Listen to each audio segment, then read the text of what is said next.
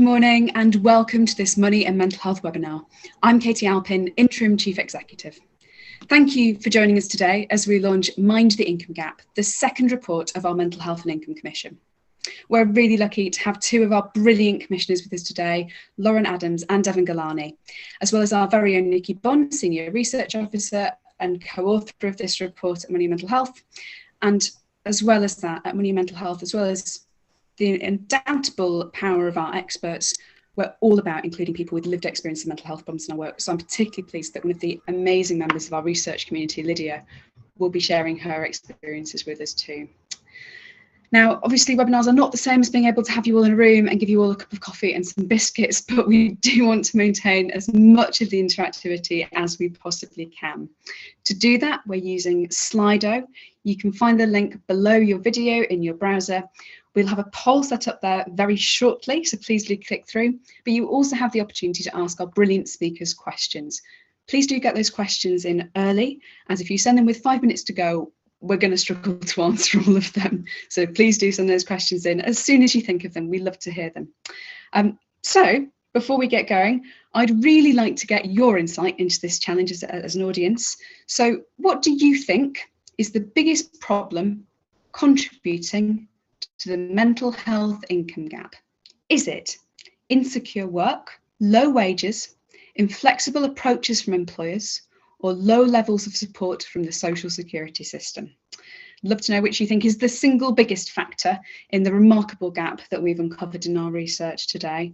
And while you're answering that, without further ado, I will let our Senior Research Officer, Nikki Bond, tell us more about the findings. So Nikki is one of our Senior Research Officers, has a fantastic background working in financial services to advocate for people with mental health problems, managing their own money. And before that, she also worked in social care, advocating for disadvantaged and marginalised groups. Over to you, Nikki. Thanks, Katie. I'm just going to share my screen. There we go. Lovely. Right, so I'm going to give you a whistle-stop tour through our new research, Mind the Income Gap. And this is our second report in a series of 3, looking at the incomes of people with mental health problems. Our first paper, Income in Crisis, explored how the coronavirus crisis had affected the incomes and living standards of people with mental health problems. It found that people with mental health problems have lower average incomes, and that these persistently low incomes expose people with mental health problems to increased financial fragility. So people who'd experienced mental health problems were 3 times more likely to run out of money within a week if they lost their main source of income than those without. And of those who'd already experienced an income drop in June due to the crisis, 1 in 3 had cut back on essentials like food or heating. So this second report, against this backdrop, takes a bit more detailed look at the income gap and considers what the income gap looks like for people with different mental health conditions. We also take a look back over the last 13 years since the last recession at the labour market and the benefit system, and consider how systemic factors in both of these have contributed to the income gap. To do this, we used qualitative data from our research community, a group of 5,000 people with lived experience of mental health problems, and also quantitative data from the Adult Psychiatric Morbidity Survey, a survey conducted every 7 years, the last one in 2014, and also a labour force survey to understand a more up-to-date picture of what's happened since 2014. So our findings, the APMS allowed us to unpick the differences in typical annual incomes between those with and without certain conditions. And we found that people with common mental disorders like anxiety and depression had incomes of just 2/3 of those without common mental health problems. So that's 68% of the incomes of those without mental health problems, which equates to £8,400 less per year. The APMS also allowed us to look at that by different conditions. So we looked at people with long-term mental health conditions and found that the typical individual incomes were slightly more, but still only 3/4 the typical annual incomes of those without long-term mental health conditions. And also for those who'd experienced suicidality or self-harm within the last year, their incomes were just 71% of those without experience of suicidality or self-harm. So £7,300 gap there. So with such significantly lower average incomes, people with mental health problems are having to make ends meet on much lower incomes than the average person without a mental health problem. And this can lead to lower living standards on a day-to-day basis and greater financial precarity. So with this stark evidence of this significant income gap, we turned to consider what factors had contributed to this through the labour market and the benefit system, and found that the mental health income gap is driven by three systemic factors. So low employment prospects, low wages and long-term benefit cuts. And we explore each of these in turn. So firstly, we look at the labour market's role in the income gap. And we found, so just under half, so that's 48% of people with a mental health problem were in employment in 2018-19, compared to 79% of people without a mental health problem. And that's a huge difference of 31%. Using the 2014 APMS data, we looked into how the employment rates varied by different mental health conditions. And we found that 68% of people with mild anxiety or depression were in employment in 2014, compared to 46% of people with severe anxiety or depression. And the groups with the lowest likelihood of being in employment were those who'd experienced psychosis, with just 1 in 10 of this group in employment in 2014.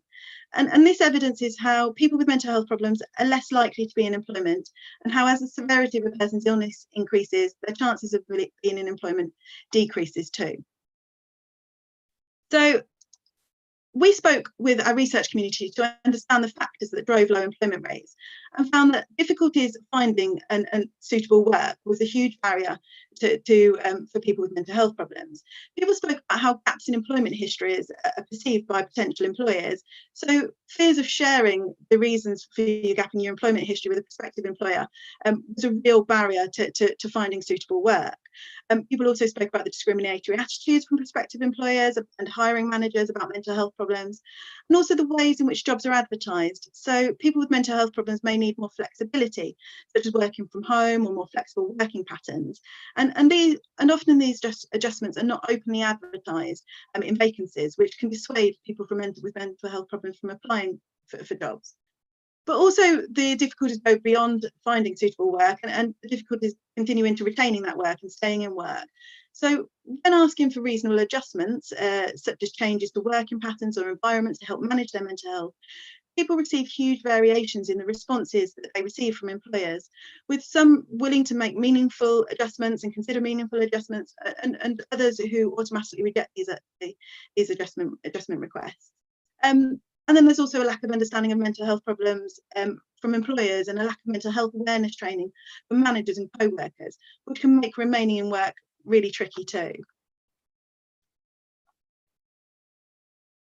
So turning to the roles that people with mental health problems work in, we found that more than 1 in 3, so that's 37% of those in work who have a mental health problem, are in the 3 lowest paid occupational groups, each of which had a typical hourly wage of less than £10. That's compared to just over 1 in 4 of those who've not had a mental health problem. The number of hours worked is a major contributor to people's incomes too, and we found that 37% of people who had experienced a mental health problem and were in work did so on a part-time basis, compared to just 24% of the total population. And furthermore, 4% of employees with mental health problems were employed on a 0-hours contract, compared to 2% of other employees. So people with mental health problems are overrepresented in low-paying part-time work and precarious work too. And again, our research community told us of the factors that drive those low wages. So they told us about the small pool of decent part-time jobs. So while part-time work often offers people an opportunity to manage their mental health needs and their need for an income, part-time positions are more likely to be in lower paying roles, which can exacerbate those mental health problems. People also spoke to us about how they wanted to progress in work, but were often overlooked for promotion or training due to outdated practices where performance is judged on hours worked rather than skills and results. And finally, people spoke about the risks of seeking better wages. So switching employers comes with a huge amount of uncertainty about the attitudes of prospective new employers to mental health problems. And this requires people to take a huge risk and step into the unknown. And often people end up, spoke about how they ended up staying where they knew best, even if the attitudes to mental health or the adjustments weren't being made and they weren't getting the progression that they wanted. So then we looked at the social security system. So lower rates of employment and lower wages mean that social security plays a crucial part for people with mental health problems and their incomes. And some people will only need to draw on support from the benefit system briefly during a short period of mental health. Others may need to rely on it to supplement low wages longer term, while others still may, with more severe mental health problems, the benefit system might be their only source of income, and will they rely on long term. So we looked back at, bear with me. So we looked back at the benefit system over the last 13 years. And first and foremost, we found that benefits are a significant source of income for many people with mental health problems. And nearly half, so 48% of ESA claimants had a long-term condition such as psychosis or post-traumatic stress disorder. And people with mental health problems also appear to have become a large proportion of those receiving such benefits over time. So in 2007, just half, 52% of people in receipt of incapacity benefit, which is the predecessor of the ESA, experienced anxiety or depression. By 2014, this had increased to nearly 2/3, so 64% of recipients of ESA. So benefits are a significant source of income for many people with mental health problems. Turning to the levels and generosity of benefits, the levels at which many benefits are set compared to both the earnings of people in work and their value in the recent past is low. So using the most recent data from April 2019, we found that job seekers allowance and employment support allowance are paid at just 12.5% of the typical weekly earnings. And our report shows how this has been driven down over time. But other changes to the benefits have also reduced the amount of money people with mental health problems receive. So ESA, previously, all claimants, those in the support group and the work-related activity group, previously received an enhancement in recognition that living with poor mental health can bring extra costs. However, since 2017, new claimants assigned to the work-related activity group, so those whose health needs are acknowledged but who are deemed able to do things like prepare a CV or attend training courses, do not receive an additional payment, and that's a loss of 29.55 per week, a significant amount, particularly when you're surviving on benefits. But also there were other changes. So the move from DLA to PIP, so the move from disability allowance to personal independence payment in 2013, saw people with mental health problems face another potential income hit. Changes to the eligibility criteria meant that a number of those who'd received a payment under the previous system no longer did under personal independence payment, leaving them worse off. Furthermore, prior to 2008, disabled people, including many people with mental health problems, had been exempt from conditionality. Since then, people judged to have less severe conditions have been subject to conditionality and must comply with conditions set or face sanctions. And those sanctions over the years have increased in duration and the amount that will be deducted. And these are all hits to the incomes of people with mental health problems. So we looked at the challenges that people with mental health problems face with these low benefits and in the social security system, and I found that low incomes do not support long-term health. So reductions in benefits over the years has led to the social security net becoming a source of precarity rather than security. People are living on meagre incomes, and the worry and stress of managing on such persistently low incomes can exacerbate mental health problems and for some erode hope for the future. Another key challenge for people with mental health problems can be the uncertainty of receiving correct benefits. So with fewer enhancements to disability-linked payments in ESA, the DWP's verdict on persons' capacity to work plays a crucial role in income. So work capability assessments, which evaluate what a person with a disability or health condition can do, are often inaccurate and only correctly awarded after a person challenges a decision. However, challenging a decision and securing the correct entitlement requires people to advocate for themselves and navigate the process for doing so. And the cognitive and psychological effects of many mental health problems can make this harder, meaning that for people with mental health problems, decisions go unchallenged and they continue to receive limited incomes. Or for those who do challenge decisions, the stress and anxiety of doing so can further exacerbate mental health problems. And the challenges people face extend beyond those of low benefits and also include low employment and wages. So people told us how they felt pushed to take any job rather than not the right job.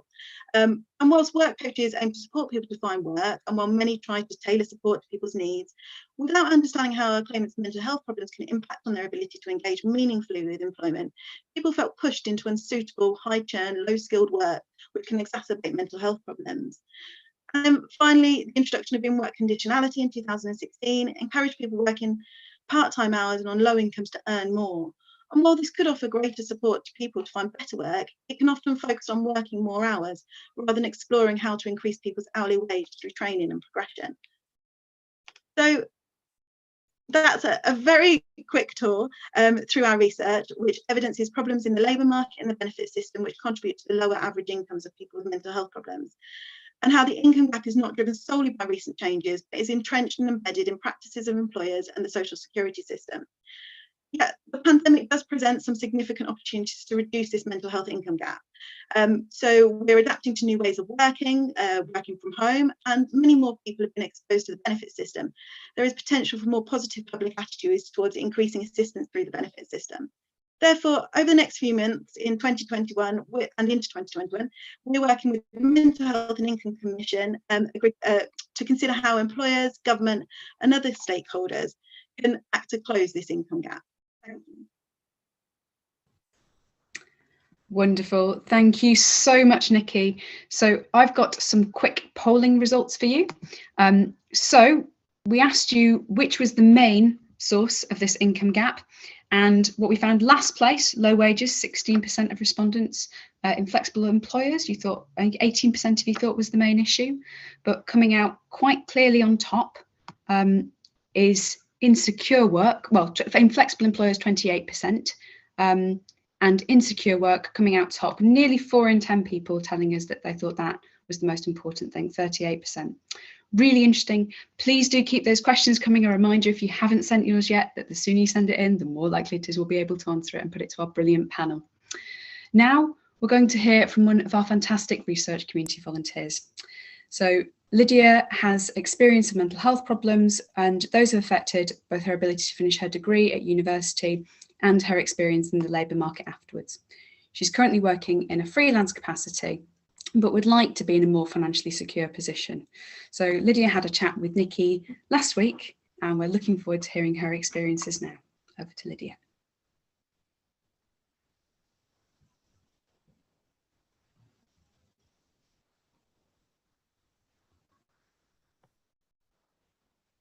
Can you tell me, so Lydia, you've experienced anxiety and depression since university. Can you tell me how that's affected your ability to move into work? So the big thing was that it pretty much just stopped me applying for jobs from the start. Like I just, when you have anxiety, it makes you question everything. And even though I just finished a 3-year degree, I didn't feel qualified to do anything.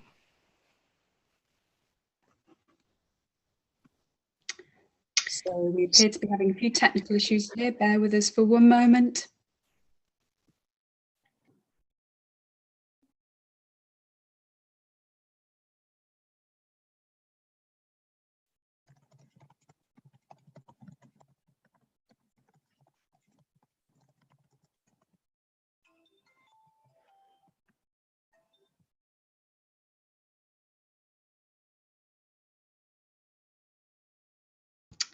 Tell you what, we will come back to Lydia in due course.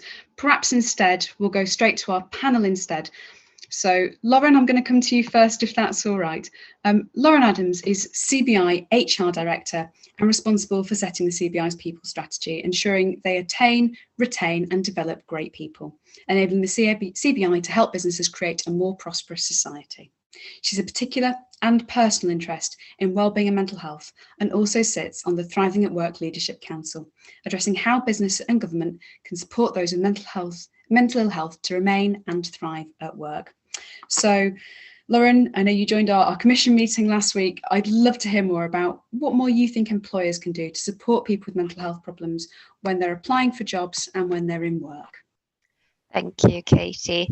Yeah, it was incredibly interesting reading the report, and a lot of what Nikki said there just kind of, backs up some of my experience, either personally or working in HR over the years. I think the report really neatly highlights some of the barriers that people face and what they may be struggling with. So whether that's decreased confidence, anxiety, struggling to make decisions, get organised and find solutions to problems. And from the individual perspective, I think these all have a big part to play when thinking about recruitment. So do people have the confidence to apply for a role? There can be anxiety, as Nikki said, about taking on a new role. I think more practically, the piece that Nikki said about gaps in employment histories, we know that's a type of thing that hiring managers can pick up on at recruitment. And although I think it's, now becoming less important, it can be something that people feel uncomfortable explaining about. And being on the other side of it, I think it's something that I've heard over the years, hiring managers think, oh, why is that? Is that a little bit of a warning, kind of red light around absence or performance? So I think that comes back to kind of, concern about unconscious or even conscious and in worst cases bias from recruiting managers. Are they going to think that people can't cope if they do disclose a mental health issue? So in a second, I'll talk about kind of, the best practice of how we can get around those things. But those are the types of things that for me, when I read the report, came through strongly. And I think, as Nikki said, there's a risk that those types of things carry on to when you're working in an organisation, and if they're barriers to progression. So, that whole thing around the stigma around mental health, will somebody be able to cope with a step up? And for me, when developing the mental health strategy at the CBI, that was kind of the key. So I myself had suffered for a number of years, and still do, with anxiety, at times depression, OCD, and I'd been at the CBI for a number of years, but I'd just been promoted to HR director a few years ago now. But I hadn't talked to kind of my managers about it. It wasn't well known in the business. And that for me was a real turning point of 2 seconds. If I'm feeling like I have to hide it, I don't want to lead an organization and be a leader in an organization where others need to, feel like that. And for me, that was kind of the launch of the strategy, and I spoke about it in an all staff, and we've done a lot of work around breaking down the stigma around mental health, because I'm a firm believer that actually work can be a driver of good mental health. Yes, it can exacerbate bad mental health sometimes and poor mental health sometimes, but it can also be fantastic to keep people well. I suppose, the other thing kind of that came through for me in the report was the challenges around poor mental health and staying in roles. So we know in some cases it can impact performance, as I mentioned at the start. There can be absence knock-on impacts. So some of the barriers people have, such as fatigue, trouble concentrating, that can impact tasks. So those are the types of things that I think kind of good HR practices and good organizational practices need to address. So if I think about what kind of employers can do and some of the best practice that I've seen over the years, starting with kind of reasonable adjustments, and I know it's touched on in the report. I think reasonable adjustments, and the key for people to remember, is that they don't have to be huge things.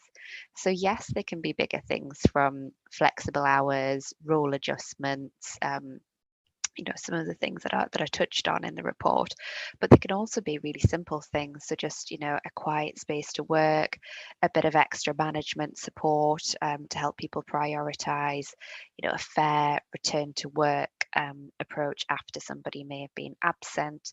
So there's a range of things that organizations can consider to help somebody remain in work. The best organizations I've seen take a very preventative approach, I think would be the right way of saying it, to mental health. So helping people before it gets to a crisis point. And the best organizations are now seeing mental health as just as much of a focus as physical health.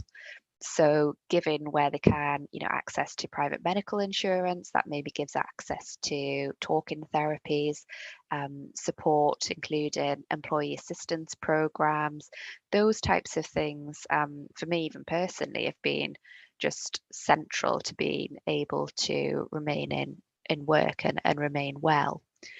I think you know, as I said before, breaking down the stigma around mental health. So it does start from the top with leadership. So making sure that, you know, it's not just lip service. Other things that I've seen work really well are communications from others, sharing their stories so that people know that there's ways to cope with, you know, mental health. It comes in waves sometimes, so different experiences. We've had blogs from people internally around coping with eating disorders or anxiety, caring for people with mental ill health, you know, a whole range of things. I think obviously, as Vicky said, and as we read in the report, there's a lot around good employment practices. So you have to have these good employment policies, whether that's sickness absence, and hopefully fair and supportive sickness pay, performance management processes, so ones that take into account reasonable adjustments and don't just, you know, instantly move to dismissal. You know, even pay progression, things like that, just making sure that they are fair and support the whole kind of spectrum of employees that you may have. And then I suppose kind of finally the key to that is the manager. You know, you can have all of the fantastic policies in place as an organization, but if your managers aren't upskilled to, you know, eliminate bias as much as we can, to make sure that recruitment, performance management is fair, to make sure that they can handle difficult conversations. And a lot of this from an organizational perspective will be a lot more challenging. So good management training around mental health is key. Mental health first aiders, things like that, just all working together to kind of create a supportive and fair place for people to work. I suppose if people want to read more kind of good examples, I know the CBI have done a lot of work around this. Their Front of Mind report's got some fantastic case studies. I think that the good thing that we've seen over the years is that mental health is becoming more of a focus in organizations. And again, during the pandemic, you know, as much as you can take anything positive from it, I suppose you have seen things like mental health becoming more of a discussion, and people thinking through the impact of mental health at home, at work, and things like that. Fantastic. Thank you so much, Lauren. There is an awful lot there for any employer to think about. And I know certainly my reflection immediately is that I'd be very happy to work for you at the CBI. That's supportive to your staff. It's brilliant to hear. We're going to try Lydia's video again. We're being brave with the technology. So if you could all keep your fingers crossed that the IT gods will align for us.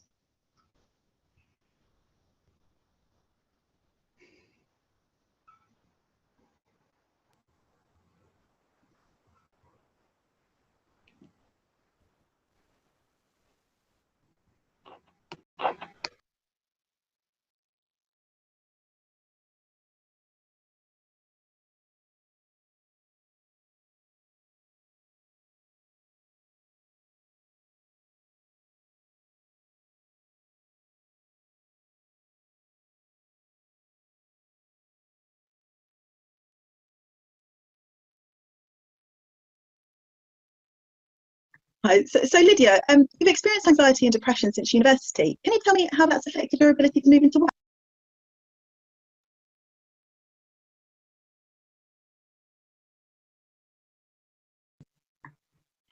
So Lydia, you've experienced anxiety and depression since university. Can you tell me how that's affected your ability to move into work? So the big thing was that it pretty much just stopped me applying for jobs from the start. Like I just, when you have anxiety, it makes you question everything. And even though I just finished a 3-year degree, I didn't feel qualified to do any jobs because I was just questioning everything in my head. And so, yeah, I just didn't even apply for anything because I just completely lacked confidence. And then also, as far as the depression goes, you just don't have any motivation really to apply for anything. And there were times, when it was really bad, where I just wasn't even on my radar, kind of applying for jobs. It wasn't a possibility for me. So just didn't even think about it really. Yeah. And so I understand that you applied for benefits sort of when you were really well. And when you started to receive that, what difference did that make to you and receive those payments? Well, I think it actually made just a big difference in that it made me kind of realise that I wasn't sort of just making it up. Like, someone else was actually recognising that, I had an illness. And actually that's a big thing with mental health, because you don't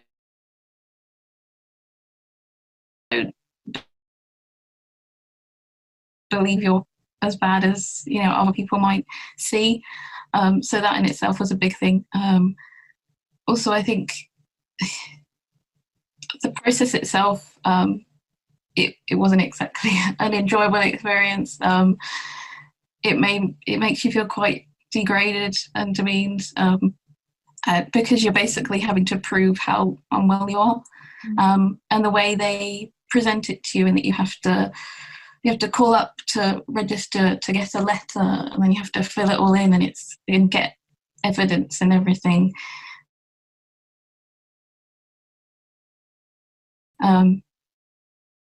It makes you feel like they don't actually want you to receive the benefits, which is just a big thing. I've gone off question here. Sorry. No, not at all.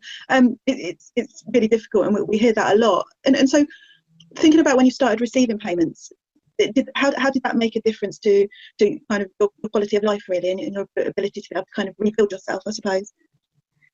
I think it just gave me a sense of belief. I think also it made me think about the financial side of it.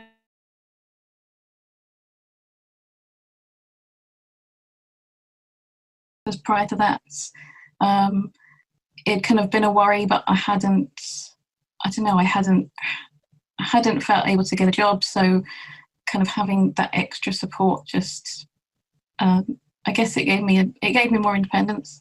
At the time, I was living at home with my parents, and I was very reliant on them, and that in itself wasn't helping my mental health, because I felt, like I'd gone wrong, and that everyone else was going ahead and I was being left behind. And so just having that extra financial support, it meant that I could support myself a bit more.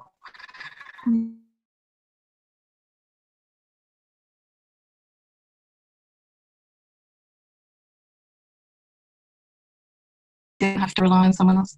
That really was just a huge part of it, and it really helped my mental health, just having that. And just made me feel more of a person, really. Yeah. And so you're currently working in a freelance capacity now, so you kind of you've been working for a little while. Can you tell us a little bit about how working freelance helped you manage your mental health? So the big thing about it was the flexibility, and it continues to be, huge. I mean, the fact that I can choose my own hours, and on days when I'm just having a really bad day, then I can literally just say I can't work today, and it's that flexibility that just, it takes the pressure off you, because you know that you don't have the big boss kind of behind you telling you you have to do this. It's that it really it just gives you that flexibility and makes you feel like you have control of your own life a bit, which is a huge thing, because when your mental health is really bad, you can feel like you've completely lost control. So the flexibility of being freelance is huge, and it's just being able to choose your own hours, choose your own days. That's it. And because also, I mean, I work from home, that is a huge part of it. You know, I couldn't have gone to work in an office.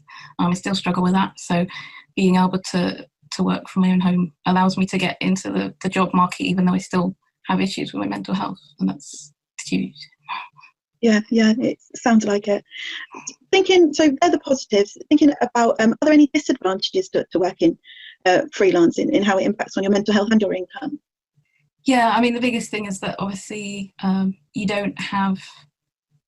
can't challenge like wages or anything like that. You literally, I mean, to a certain extent, you can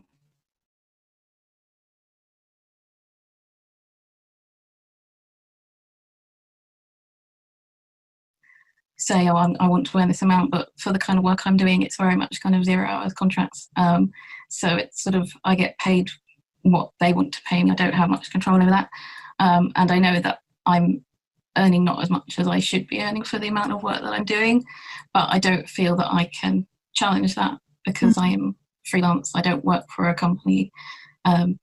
So there's no progression either. You know, it's only me going out and trying to find other jobs, which is where there's any sense of progression. I also, there's no stability to it, you know, because you are reliant on people sending you work. You have no guarantee that you're going to get any. You know, you can go weeks where you'll get maybe a couple of hours, and that's just terrifying because you can't do anything about it. So you get to the point where you can't say no to anything, and it can mean that you're working a lot, and again for wages that aren't really worth the amount of time you're putting in. Yeah. So it sounds really difficult. So you've got the kind of positives to it, but also those real downsides to it, which make it really tricky. So thinking a bit about employers, how do you think employers could support you when applying for jobs and sort of entering the workplace? I think so much of it is just presenting this kind of image of being open and accepting, particularly when you're going through the application process. Just, you know, use encouraging language. It's like a simple thing, but just kind of being open and treating people as humans, and realizing that everyone has, you know, all these issues going on in their own lives that you don't hear about. Kind of recognizing that that's there, and that some people might need a bit more time or that flexibility in working. They might need days off here and there. Being open to that is I think would help so much. I know a lot of I've looked at, you know, applying for jobs, and a lot of the kind of corporate speak and everything, it sounds very rigid, and I look at it and think, oh, they wouldn't want someone like me because I would need the flexibility in the hours and the days off here and there. And I think just being more open to that is a huge thing. And also just I think it's acknowledging the well-being of your employees and treating them like humans. It seems like a simple thing, but I think a lot of companies can forget that. And as far as your mental health goes, that's such a huge part of it. You know, just people recognizing that we all have all sorts of things going on. Yeah, okay, that's great, Lydia. Thank you. Is there anything else? Fantastic. I apologise for the glitches we had with that video there. We will put the whole interview on our website so you can watch it, hopefully without those connectivity troubles later on. But thank you to Lydia for sharing those experiences with us. It is so powerful to hear from someone who's been firsthand through these challenges. Now we're moving on to our next panellist. So Devon Galani is joining us. Devon has worked on Universal Credit since its inception and has written extensively on welfare policy, government spending and employment. Devon set up Policy and Practice, a social policy, software and analytics business to make the welfare system easier to understand and to bridge the gap between policy development and implementation. So Devon, we'd love to hear from your perspective. How well does the social security system work for people with mental health problems, and how could it better support people into work? Thank you, Katie. Well, I think we heard from Lydia there on some of the challenges with it, and actually from the poll respondents too. So 38% said the biggest barrier to improved living standards for people with mental health difficulties was the low levels of support for people in the social security system. Similarly, kind of Lydia talked about her own experience of claiming benefits, and I think she found the process itself degrading, demeaning, and at times like they didn't actually want her to get through it. In my own journey on, as you know, Katie, my own journey in sort of working on welfare policy started from being made unemployed myself and having to claim benefits. Thankfully, I don't have any major barriers, but actually going through the claim process way back in 2007-8, I found incredibly complicated, incredibly confusing, and incredibly challenging. And whenever I've talked to people about their experiences of trying to claim benefits, that's actually quite a polite response in terms of what Lydia was saying. And I think one of the biggest challenges that, I think universal credit, obviously having worked on it from the outset, I think it has some huge strengths, and some of those strengths we're seeing now as many more people go on to claim social security. But it hasn't always had those strengths, and actually it still has some way to go to kind of get to where I originally envisaged it would. And I think one of those challenges is it hasn't really reimagined what it feels like to claim benefits. I mean, that's one of the things that really hasn't changed as much as I would have wanted it to. So I think in the context of social security, I think that there are two main points that I want to make, and then do explore those with me, Katie. I think the two main points I want to make, one is just the level of support for social security over the last decade. It's been an incredibly challenging time. So from 2013 onwards, we've seen a huge amount of changes that are essentially negative, regressive. And when we got to 2015-16, I really felt like working age welfare had been cut to the bone. There really wasn't anything more to cut. And then we had a 4-year benefit freeze on top.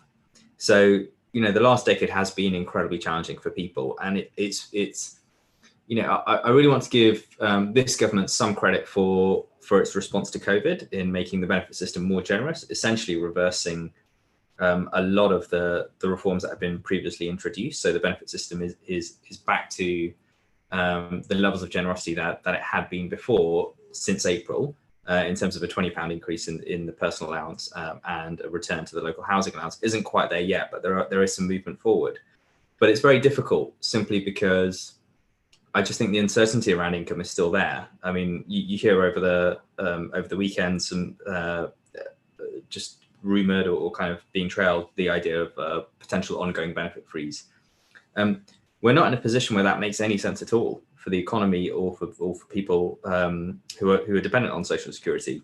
And so I mean, the level of benefits is kind of one area, but I think the challenge in this context is it's a bit of a blunt instrument specifically for people with mental health issues. It's very difficult. It's not a targeted measure, but it is a measure that I think would improve everyone's mental health, regardless of where they are on the spectrum of facing mental health challenges, particularly if they are on a low income.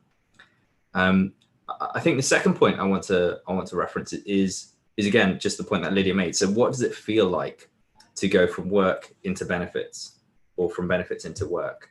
And I think there are some improvements to how the system can work, some of which have been made actually, particularly in how universal credit operates. But again, there are many more still needed.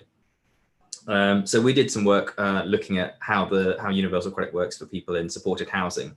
Now, I know that isn't the same cohort group, but there are people that kind of, I suppose, struggle with similar challenges, and many of them do have had mental health difficulties in the past too. So I think, so firstly, some of the improvements, I think the way that the Universal Credit Helpline works has improved, partly due to COVID. So the idea of the we'll call you back type service is something that means you're not just holding on for a long time for an advisor to get back to you. I think there has been the introduction of basic bank accounts again for a long time. I'm not sure how much more visible whether they are being made more visible by Job Centre Plus, but the fact that they exist is I think a good thing.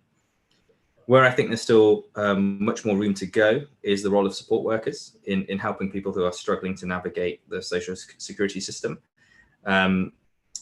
Whether they can be given, for example, access to the journal, obviously for messages or kind of communication to be approved by the individual themselves. But I think, just being helped is making it easier for people to get help when they're navigating the social security system would be great. And I think that's a win-win for DWP as well, because then there are less mistakes made in the claim administration process and the claim management process. So I think kind of data security is always the barrier that's raised, but I think there are some huge positives there for DWP if they can find a sensible way to get through it. I think the process of getting onto benefits, as I said, reimagining the claim process hasn't really happened. But where we see most of the barriers is around that process of just getting onto the system initially. So getting your identification sorted, going through the habitual residency test. Those are major barriers, and actually not being able to get onto it in the first place is something that I think it can put people off, and we've seen that, and it puts people off claiming, which exacerbates it or extends the wait they face before they can get their money. And then there's a third issue that again very much relates to Social Security, but also arguably sits outside it, which is how debt is treated. So it's often, Social Security is how you get money, but actually how government gets money back can be a major challenge. So if you look at how third-party deductions are treated within universal credit, they're almost always taken off at the maximum level that's allowed by regulations. And I've been to a service centre and seen how this is done, and it sort of makes sense, right? Because the people in the service centre have no context to go on. There's no sense of actually how vulnerable is this individual, so they apply the same rules to everyone. But there could be something in there that either allows for a vulnerability flag or kind of allows for an acknowledgement of financial resilience or low levels of financial resilience that allows for deductions to be better handled. And the reason I think that's important is this isn't just a one-way system. It's not that you have difficulties with mental health and that affects your income with you getting 2/3 less than if you didn't have it, as Nikki's excellent report shows. It actually works the other way around as well. So if you have mental health issues, or if you're in debt, that can exacerbate your mental health challenges and really extend your ability to just get back into the workplace, increase your income, increase your hours, increase your earnings, and just feel more like yourself again. And I think that's often lost. We often talk about money on its own, whereas actually sometimes we miss the well-being aspect of this conversation. I'm not sure. I mean, there's plenty more I want to say. I'm not sure how much more I should say. I mean, there's a couple of points I think around also the transition from benefits into work that I'd quite like to make around just whether or not employers are so we work quite a lot with people in the welfare to work sector. And one of the big lessons I've taken away is it's not always about the social security system. And actually, in many respects, universal credit does work better because once you're on it, you don't need to make a new claim. It adjusts automatically when you're in work, and that administrative ease is seen as a positive. But just opening employers' minds, opening their sort of mindset to actually different people with different skills is one of the biggest challenges that I think people face, and it's these sort of softer edges of the benefit system and moving into work. So how the benefit system feels, how moving into work feels, where I think there is actually a huge amount of difference you could make to people's well-being, and in terms of kind of big opportunities, ensuring the measures that are in place post-COVID in terms of increased support for people on the social security system are retained. It's actually the best way to reinvigorate the economy, because more of that money will be spent locally. And again, we forget that benefit levels are still below the levels we would expect them to be, or we would have expected them to be back in 2010 without austerity. So I think that's one area. I think the other area is a debt management bill. So you'll have seen there was a call for evidence. The deadline ended yesterday, unfortunately. Otherwise, I would have asked people to submit their evidence. But it was talking about the relationship between debt management practices, particularly government's debt management practices, and its impact on people with a range of different challenges, including mental health challenges.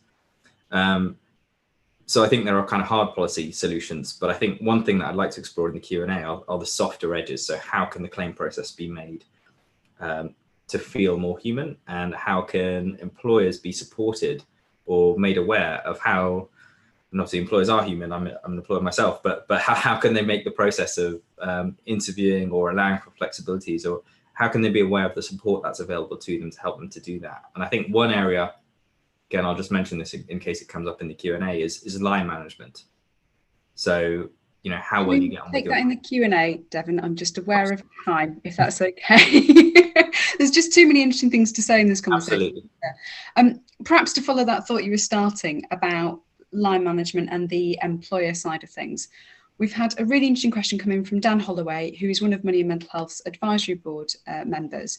So Dan is particularly concerned about kind of experience through the pandemic, which obviously we're all experiencing the same things. We don't all have the same resilience to deal with them.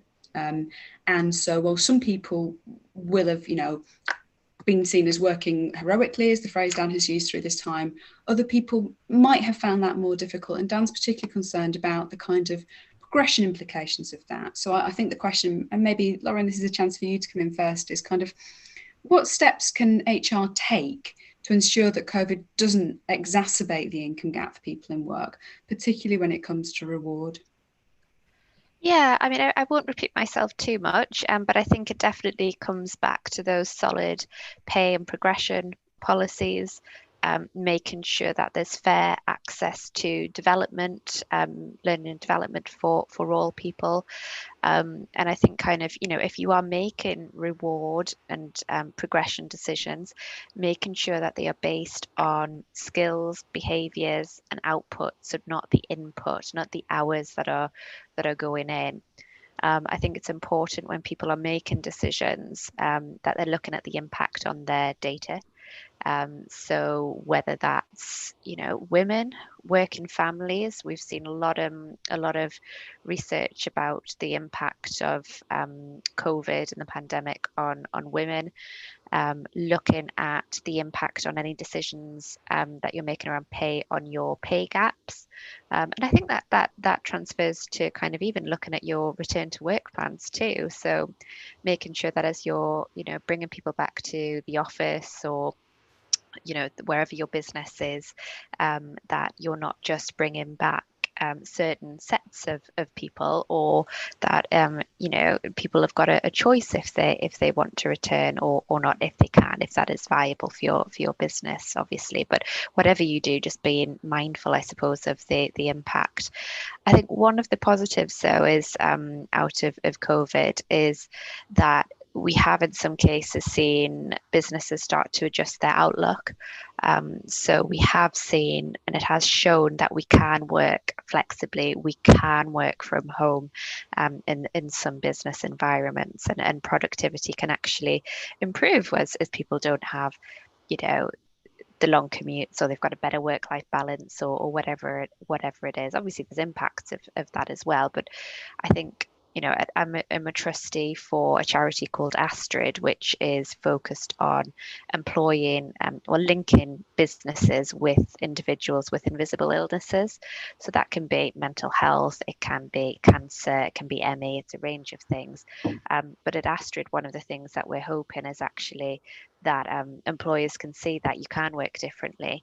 You don't always have to work the traditional hours, etc. And actually this could be a real changing and turning point for actually getting people with invisible illnesses into employment.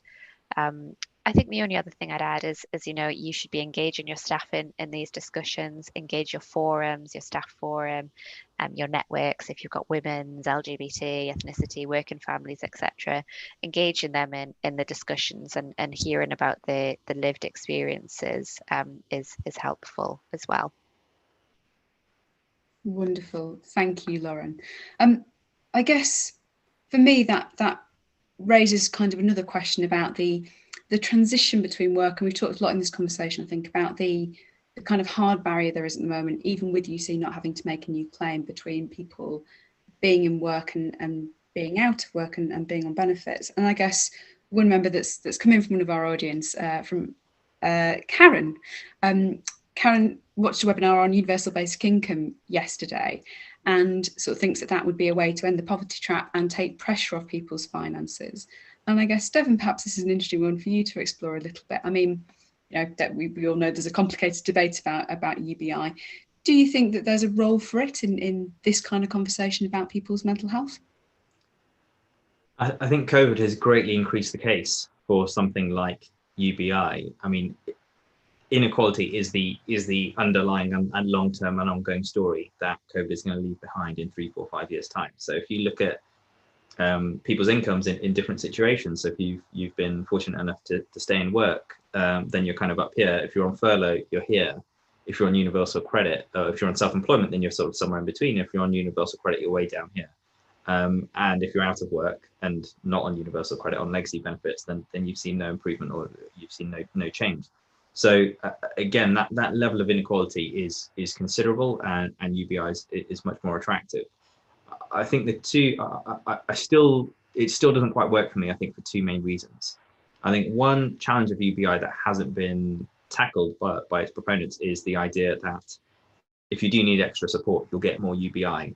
And then once you get into that process, you're back into a form of means testing and a form of assessment of, and I wonder how different that is from the benefit system we've got today. And if you avoid that, then you've got obviously the inequality that arises from it. And I think the second kind of major challenge that UBI faces is just one of, it's actually an opportunity. Actually, I would frame it as, if we remove the savings limit from universal credit, which is something policy and practice has called for more or less from the outset, but again, even more so now.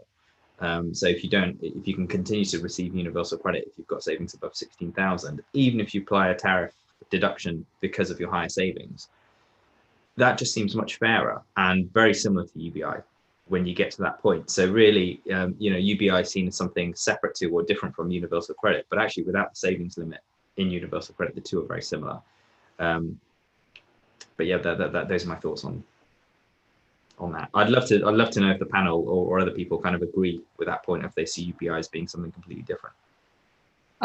Certainly, from my point, I think you've nailed it there, Devon. I think, it's to me again a great opportunity that we're talking about being more generous in the social security support that we offer to people facing difficult times. I think one of the really good things about COVID, if we're allowed to say there are good things about COVID, is the kind of increased, I think, sensitivity towards the lives of others that we're starting to see across the population as we all face some degree of hardship through this time. I still think it doesn't, for me, get around the difficulty of giving everyone the same thing doesn't account for different people having different needs, and I have equity concerns that mean I guess a good system might look more like what we currently have than we initially think when we talk about UBI. Lauren, did you have anything to add on that? If not, I have a question about employers. No, you can hit me with the next question, Katie. That would be great.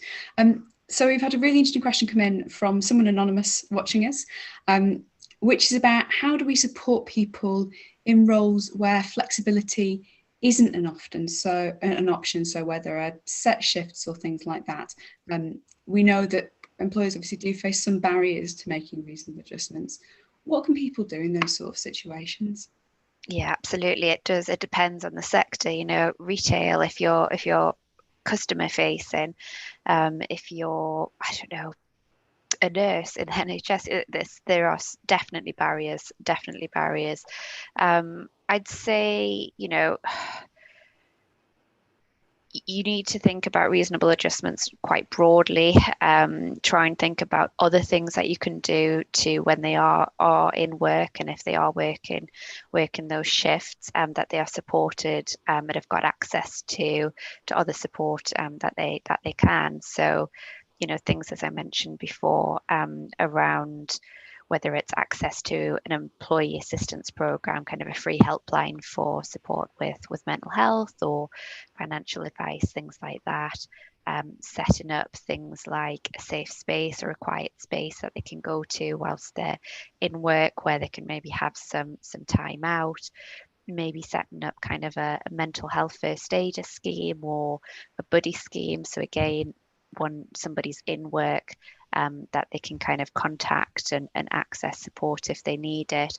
I think it's all about kind of just trying to work with the individual on a one-to-one basis and think, well, what are the triggers for mental ill health for that person and how can we support them? I'm a strong advocate of managers doing a mental health action plan for their whole team, and for the individuals to think about on a, you know, a team and one-to-one basis, what can we do to mitigate the impacts, because in reality we're not always going to be able to do kind of reasonable adjustments in the, you know, reduced hours, reduced different working patterns, etc. way.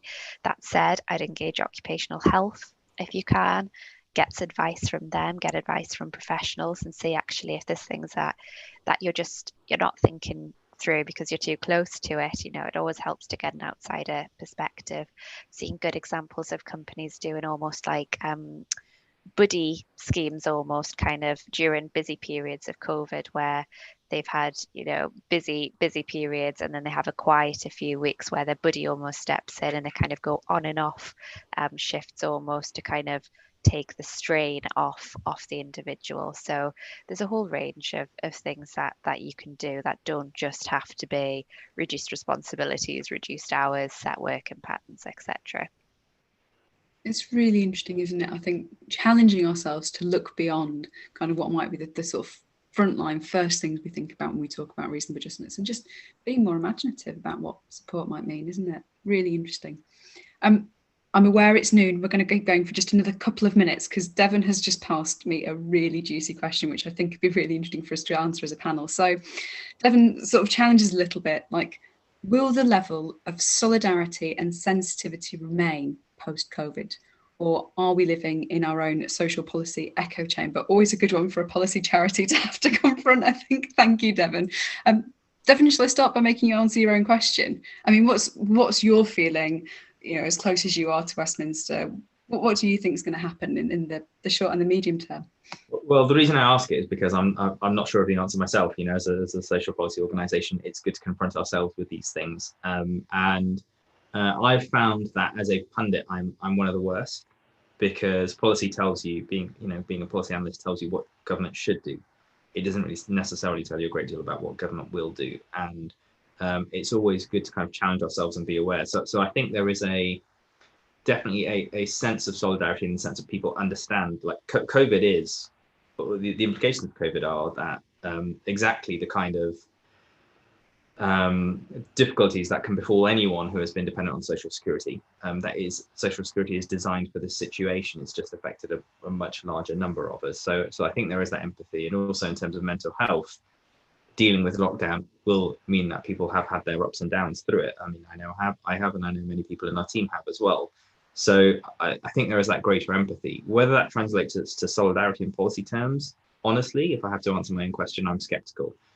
The reason I'm skeptical is because even now, the way social security has been structured through COVID is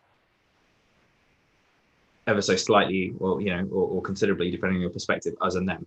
So the support you get if you were made unemployed through COVID is considerably greater through the furlough scheme. But even if you're on social security, universal credit is more generous than if you were on legacy benefits. So there's definitely, and I think there has been a conscious, and I think from a policy perspective, this has been sort of admitted to by the Secretary of State that the idea was to kind of provide that extra support for people who were hitting social security for the first time. So I think I am in the short term skeptical, which is really disappointing. But again, from a policy perspective, it makes no sense.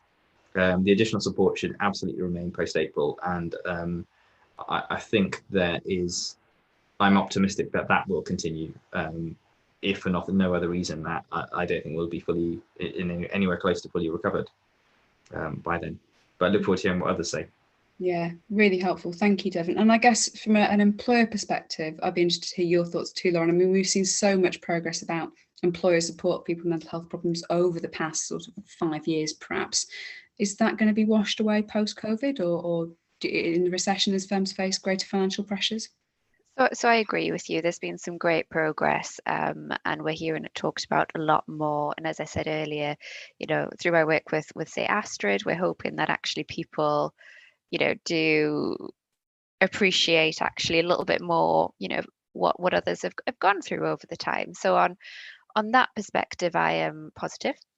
On the other hand, obviously there's legislation in place to protect people with disabilities and things like that from being kind of treated fairly during things like redundancies, etc.